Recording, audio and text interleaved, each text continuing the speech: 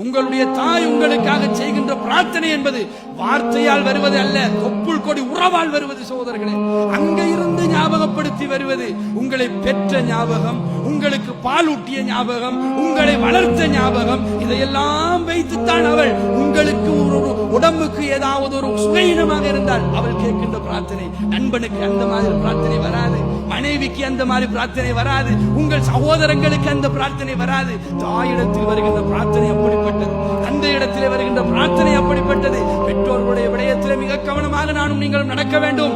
அந்த உறவு மிக பிரயோசனமான உறவு இந்த உறவுகளிலேயே என்பதை வலியுறுத்துவதற்காக இந்த செய்தியை உங்களிடத்தில் சொல்கின்றேன். தப்பித்தவரை கூட பெற்றோருடைய சாபத்தை ஒரு துளி வார்த்தையால், ஒரு சொல்லால் கூட பெற்றுவிட வேண்டாம்.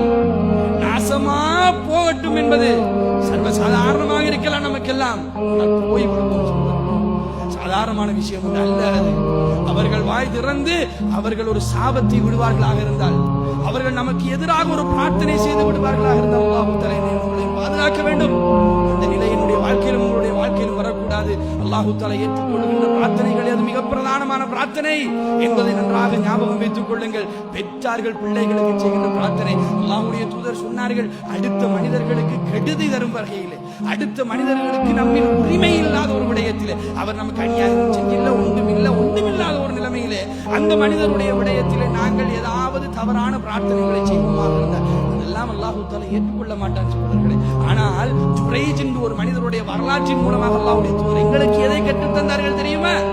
ஒரு தாய் காரணமே இல்லாமல் அல்லாஹ்விடத்திலே பிரார்த்தனை செய்வாளாக, சபிப்பாளாக இருந்தால் நான் நீங்களும் பயப்பட வேண்டிய ஒரு விடயம். அந்த உறவை கவனமாக பேணி பாதுகாத்துக் கொள்வோம்.